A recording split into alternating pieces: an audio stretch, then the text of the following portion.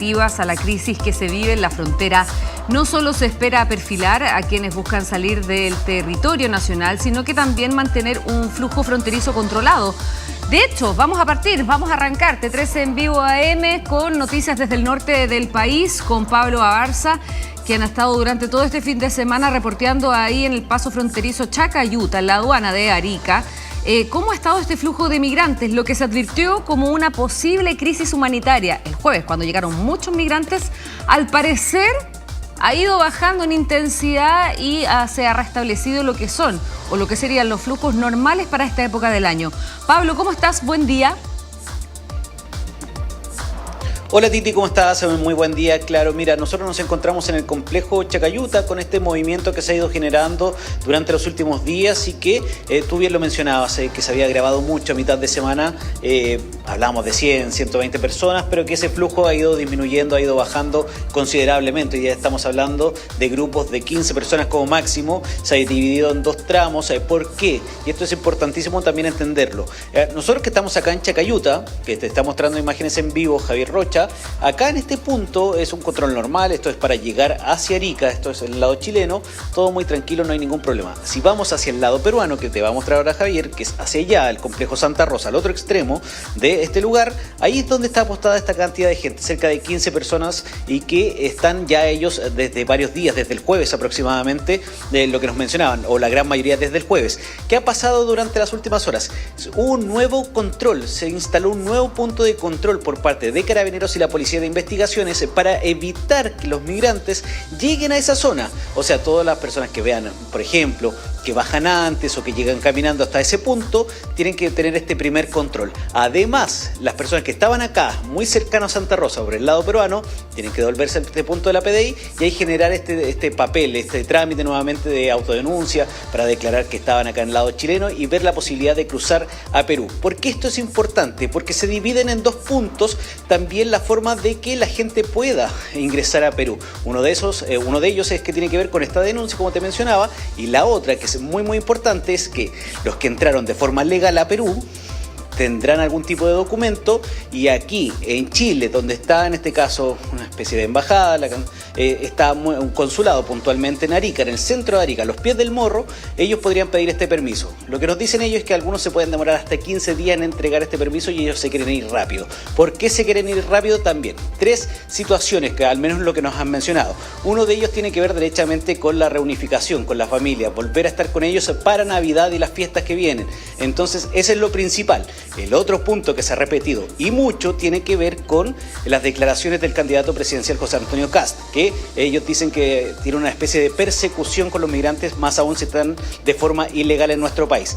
Y la tercera tiene que ver con ya tratar de buscar otros rumbos, si son venezolanos quedar en Colombia, quedar en Perú, o viceversa también ahí tener algunos ecuatorianos o colombianos que puedan cambiar de país. Así que son las tres situaciones que se están dando constantemente acá en la zona, que se están dando constantemente en este sitio, como te mencionaba, en esta línea de la Concordia, un grupo al menos de 15 personas por tramo, y es ahí donde se ha ido generando también esta situación. Hoy día, Titi, eso sí, y para que lo vayamos conversando, hay un punto importantísimo de esta reunión, una reunión bilateral que tiene que ver con las cancillerías chilena y peruana.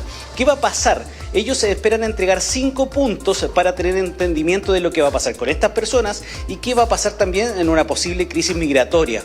Y es ahí donde los dos puntos más importantes tienen que ver con, primero, entregar información entre policías. ¿Quiénes son estas personas? ¿Están siendo seguidas por la justicia? ¿Entraron de forma ilegal? ¿Tienen algún tipo de antecedente? Todo eso se podría intercambiar entre ambas policías. La Policía Nacional Peruana, la Policía de Investigaciones. Y el otro punto tiene que ver con las experiencias de reconducción. Algo que se dio el año 2023. Recordemos que esa fue una de las grandes crisis migratorias acá. Estábamos hablando de cientos de personas que estaban en este complejo, que estaban llegando a Santa Rosa, que estaban en medio de la ruta. Es ahí donde se va a tomar de cómo lo vamos a hacer.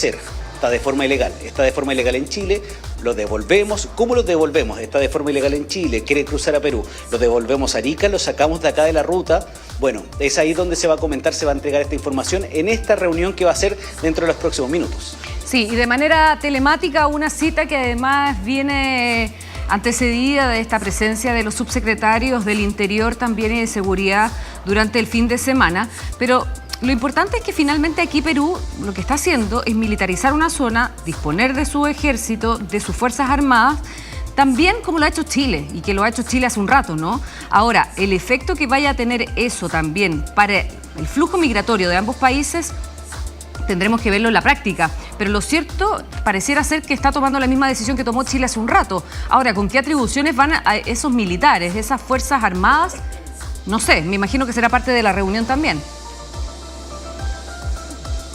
Justamente, de hecho, lo que te mencionaba tiene que ver con el tema de cómo va a ser la reconducción, hacia dónde va a ser. Lo que se dio en el 2023 también, para que la gente grafique lo que ha estado pasando desde ese tiempo hasta ahora, es que Chile también militarizó la zona, pusieron algunas barreras, se aumentó el contingente del ejército, el contingente de carabineros y el contingente de la policía de investigaciones.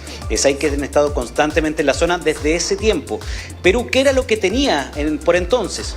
La Policía Nacional Peruana, solamente las personas que trabajan ahí en el complejo fronterizo Santa Rosa, y hoy día esto ha ido aumentando. ¿Cuánto ha ido aumentando?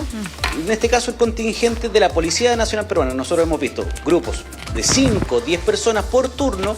Bueno, hoy día son 20 quizás, un poquito menos. Se van cambiando cada 8 horas aproximadamente. Lo que llega y esta militarización que pide Perú, que en este caso viene desde Lima, son grupos de 100 militares, pero son 2 grupos de 50.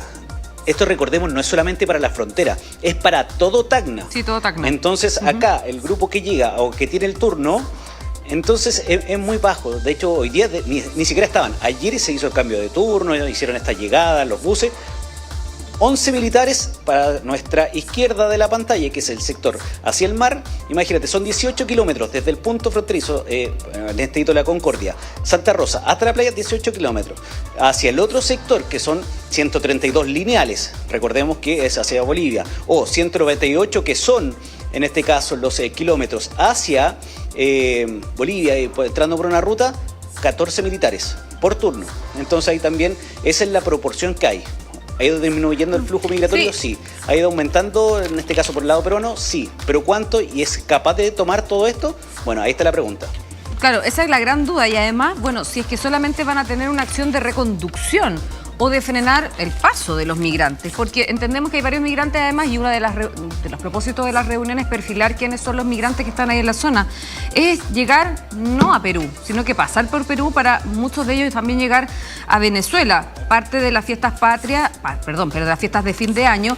Y también otra cosa, que lo que ha dicho José Antonio Kast, yo no sé cómo se está aquilatando eso ahí en el norte, sobre la posibilidad de expulsión de los migrantes irregulares. Eso lo ha dicho el candidato del Partido Republicano, y de hecho dice, bueno, les quedan tantos días para irse por las buenas o irse por las malas.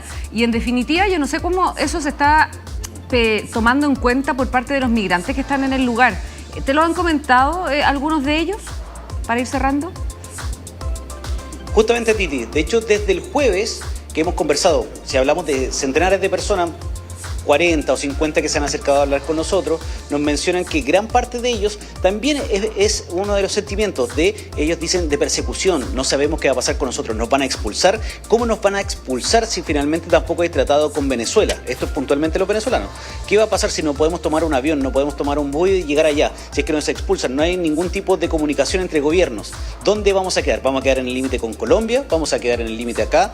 ¿Nos van a dejar pasar a algún lado? Entonces ahí está también ese juego, ese entrampe, y lo que ha ido sucediendo también en materia política. De hecho, durante las últimas horas estaba esta pelea también política entre el gobernador de acá de la zona con los subsecretarios que viajaron desde Santiago, el subsecretario del Interior, el subsecretario de Seguridad Pública, que no lo habían invitado a las reuniones, que se estaba viviendo una crisis. Por la otra parte, por parte del gobierno, dice que no se está viviendo una crisis, que estamos hablando de cerca de 20 personas, 14 puntualmente ayer, y es ahí donde se ha ido generando también este entrampe.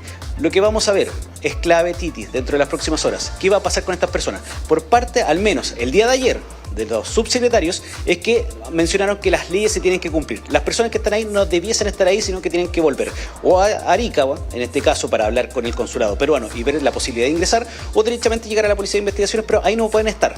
¿Los van a sacar de ahí? No. Pero sí tienen que entregar y hacer todo este trámite, todo este papeleo finalmente para poder regresar a sus países si ellos realmente quieren volver. Está un lío, ¿eh?